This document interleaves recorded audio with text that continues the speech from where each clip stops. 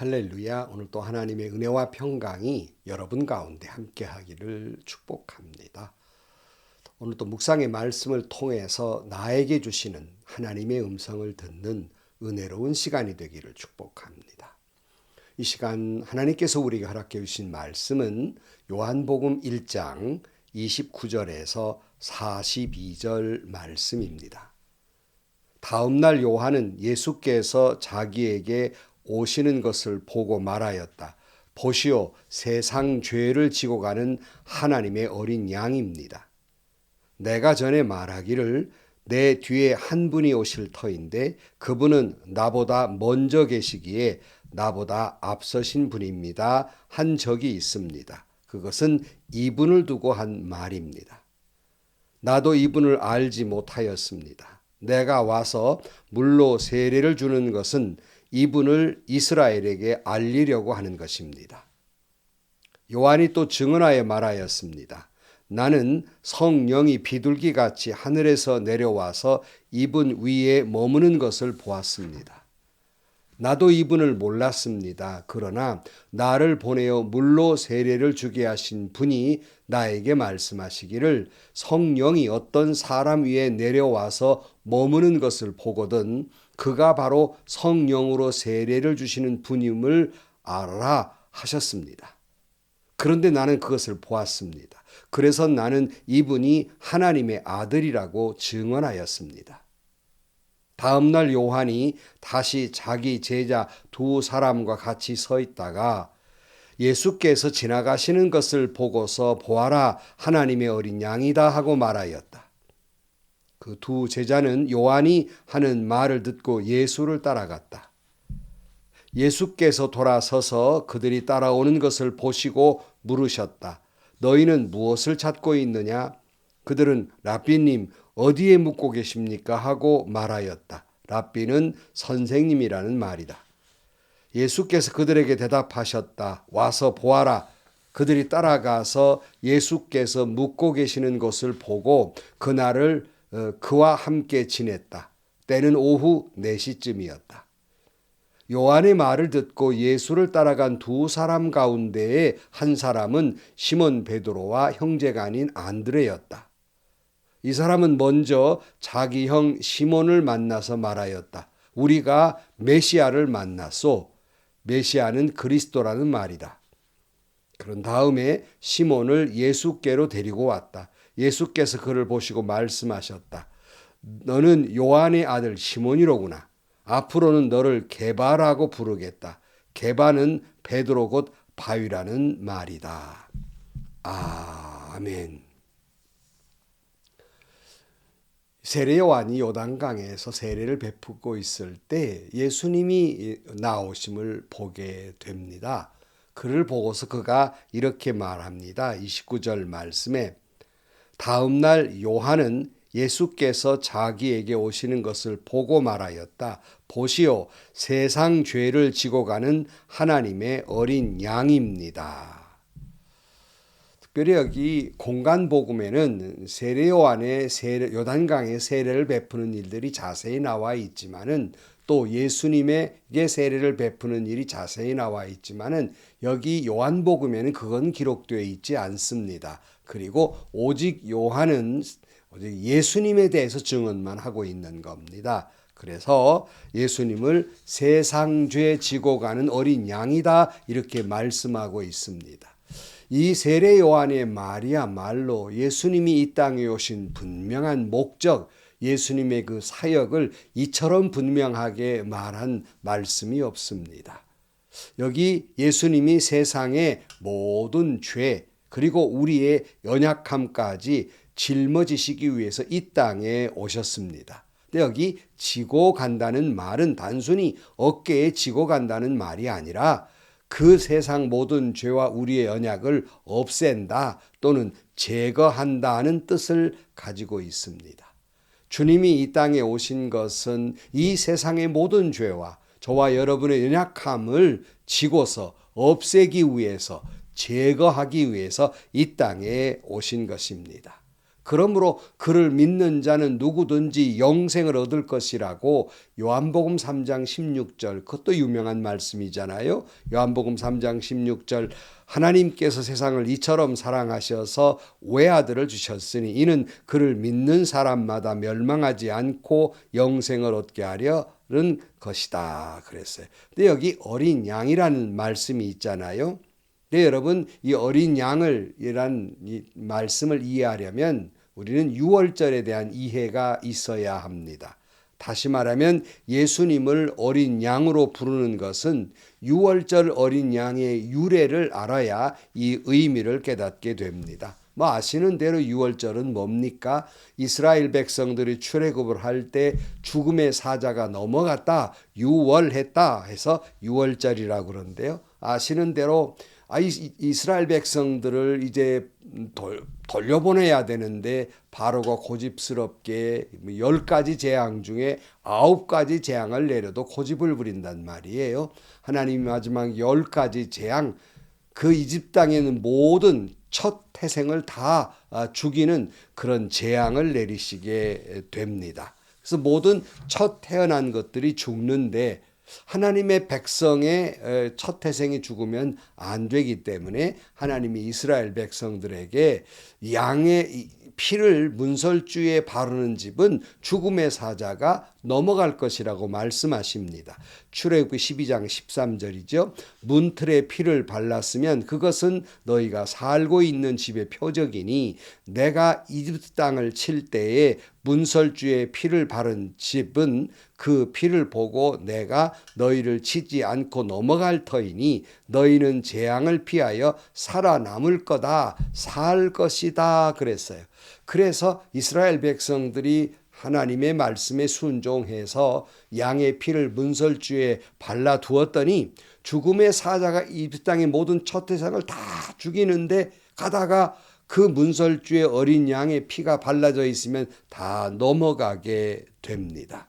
그래서 예수님을 어린 양이라고 부르는 것은 어린 양 피로 죽음의 사자가 이스라엘 백성들을 넘어간 것처럼 예수 그리스도의 십자가의 피, 어린 양의 희생으로 말미암아 예수님의 희생으로 말미암아 우리가 죽음의 사자가 넘어가고 영원한 생명을 얻게 된 것이다 하는 말씀이에요. 그래서 여러분 아시는 대로 예수님이 십자가에 달려 죽으실 때에도 바로 이 유월절 절기 때가 아니었겠습니까? 그래서 예수님은 우리에게 유월절 어린 양이 되신다는 말씀입니다.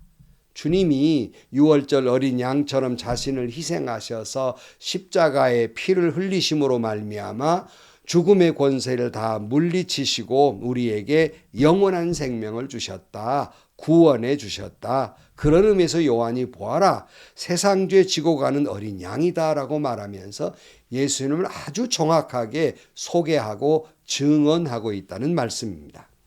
30절입니다. 내가 전에 말하기를 내 뒤에 한 분이 오실 터인데 그분은 나보다 먼저 계시기에 나보다 앞서신 분입니다. 한 적이 있습니다. 그것은 이분을 두고 한 말입니다. 요한이 이미 앞에 우리가 말한 건 나누었잖아요. 내가 말한 그분이 바로 이분이다라고 말하는데 그가 이렇게 말해요. 31절 말씀에 보면 나도 이분을 알지 못하였습니다. 내가 와서 물로 세례를 주는 것은 이분을 이스라엘에게 알리려고 한 것입니다. 요한이 또 증언하여 말하였다. 나는 성령이 비둘기같이 하늘에서 내려와 이분 위에 머무는 것을 보았습니다. 나도 이분을 몰랐습니다. 그러나 나를 보내어 물로 세례를 주게 하신 분이 나에게 말씀하시기를 성령이 어떤 사람 위에 내려와서 머무르는 것을 보거든 그가 바로 성령으로 세례를 주시는 분임을 알아라 하셨습니다. 그런데 나는 그것을 보았습니다. 그래서 나는 이분이 하나님의 아들이라고 증언합니다.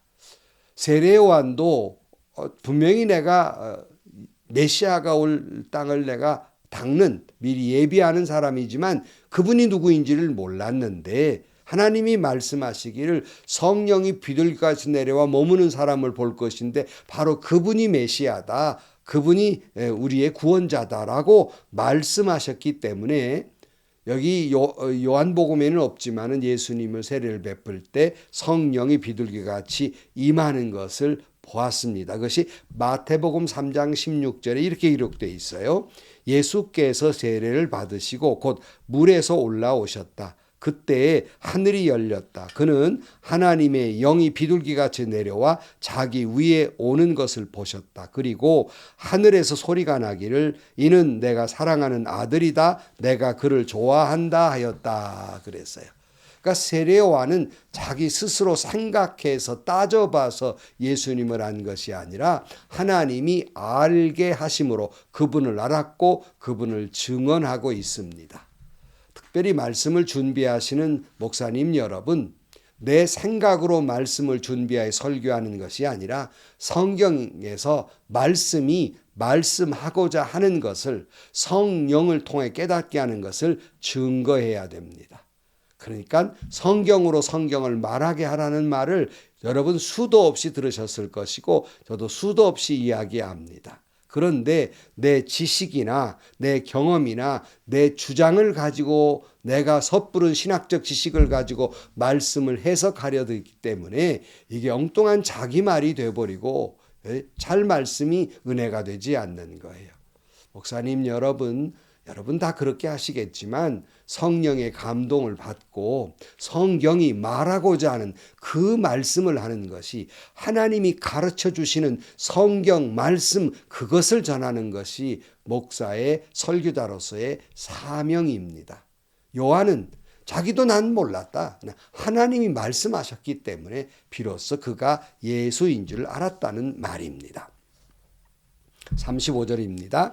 다음 날 요한이 다시 자기 제자 두 사람과 같이 서 있다가 예수께서 지나가시는 것을 보고서 보아라 하나님의 어린 양이다 하고 말하였다.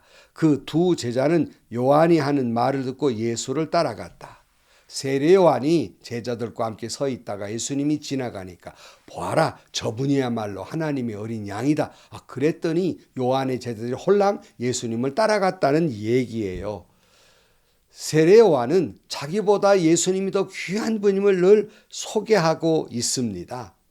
자, 그런데 여러분 보통 사람 같으면 좀 질투가 날 일도 있지 않겠습니까? 그러나 요한은 줄기차게 나는 없는 거예요. 나는 그분의 신들매를 뿌리기도 감당할 수 없는 존재예요. 그분만을 증언하고 있고 우리도 여러분 나는 없고 주님만 증거하는 여러분들이 되시기를 축복합니다. 40절입니다. 요한의 말을 듣고 예수를 따라간 두 사람 가운데 한 사람은 시몬 베드로와 형제가 아닌 안드레였다. 이 사람은 먼저 자기 형 시몬을 만나서 말하였다. 우리가 메시아를 만났소. 메시아는 그리스도라는 말이다. 그런 다음에 시몬을 예수께로 데리고 왔다. 예수께서 그를 보시고 말씀하셨다. 너는 요한의 아들 시몬이로구나. 앞으로는 너를 게바라고 부르겠다. 게바는 베드로 곧 바위라는 말이다.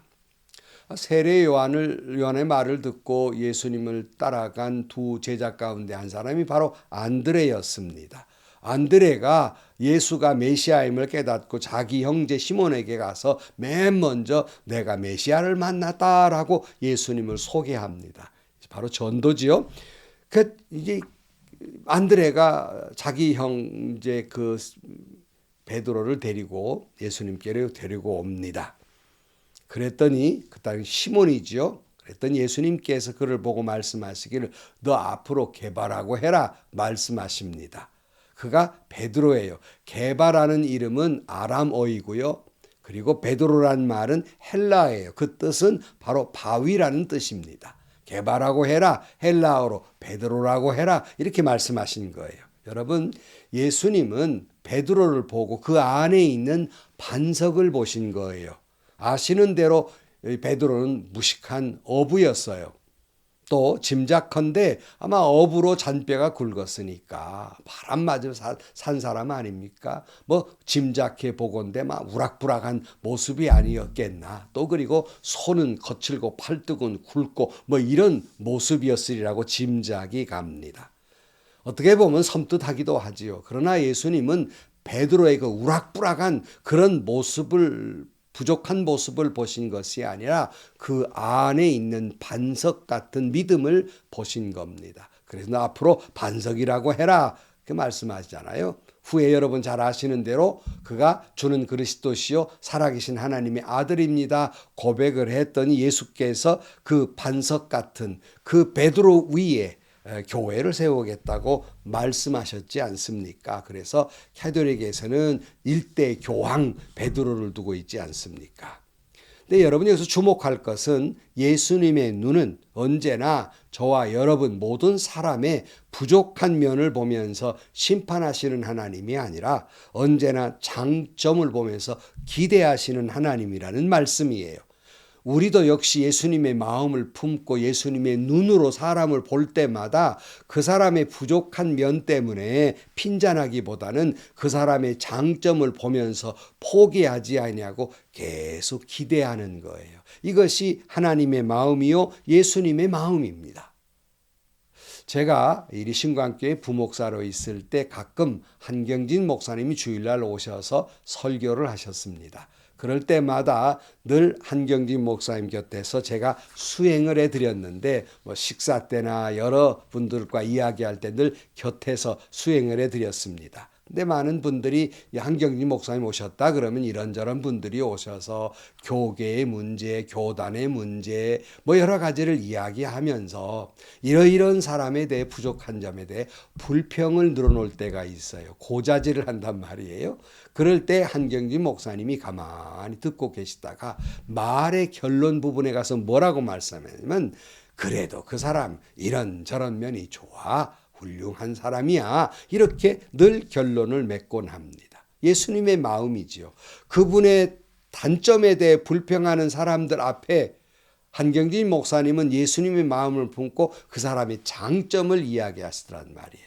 그래서 성자와 범인과의 차이는 어떤 눈을 가지고 있느냐? 큰 차이 나는 것이 아니라 그 사람이 좋은 점을 보는 눈을 갖는 것, 이게 성자다 이렇게 깨달은 적이 있습니다.